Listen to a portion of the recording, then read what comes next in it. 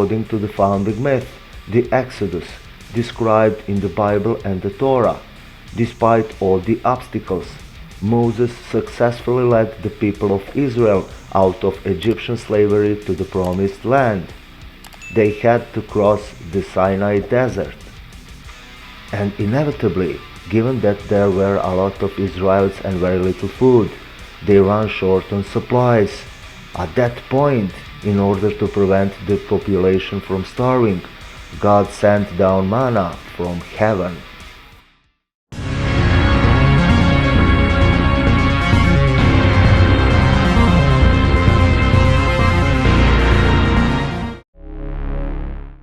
In the Hebrew Bible, manna is referred to as a food edible substance provided by God during the exodus of the people of Israel.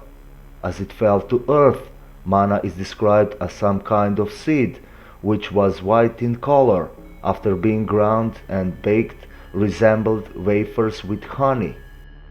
Manna provided food for the Israelites every day except Friday, since on Saturday, the Sabbath, it did not fall. Manna appeared every night and every morning after the dew disappeared, and it had to be collected before the heat of the sun melted it. Today, many look for similarities in some natural phenomena. So some think that it is the rain of manna in Iraq, which even today during sunny periods flatters in the sky in the form of snowflakes, shaped into light balls that the wind blows far and wide. It's some traveling lichen. When it falls to the ground, the Bedouins hurry and collect that manna at dawn and prepare meals from it according to old recipes.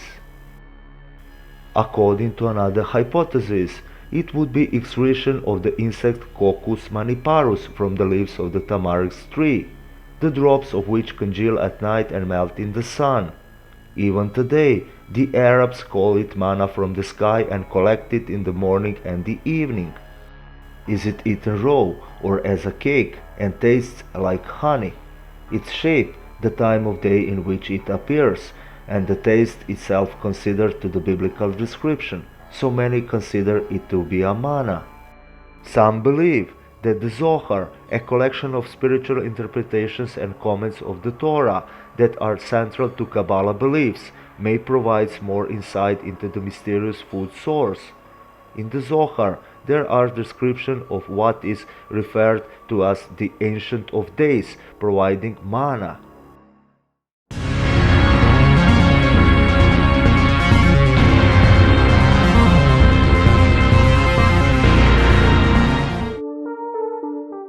According to the book of Daniel, Ancient of Days is a name of God.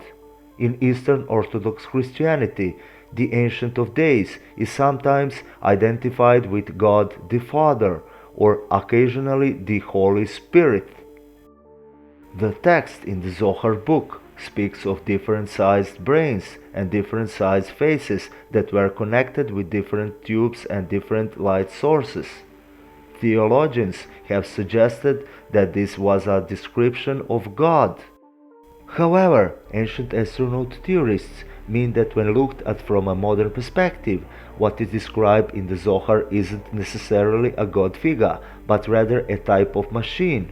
This is supported by the fact that the so-called Ancient of Days had to be cleaned and maintained. The Leviathan priests, led by Moses' brother Aaron, who received instructions directly from God about the maintenance of the machine, disassembled it and cleaned it when it was not working on the Sabbath. This is where the Sabbath, the holy day of rest, is thought to have originated. In 1978, George Sassoon and Rodney Dell wrote a book that was based upon a translation of the section of the Zohar called The Manna Machine. In the book, the authors conclude that manna was produced by a machine.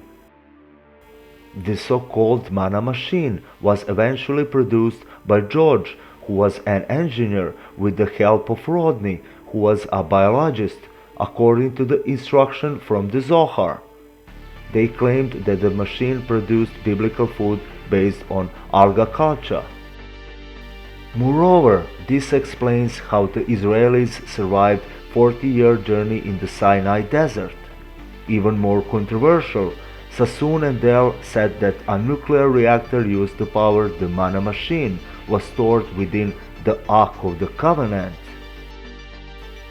That this interpretation can be correct is indicated by the biblical texts that note that two carts were needed to transport the Ark of the Covenant. Why would it be so that the Manna machine was not transported in other carts?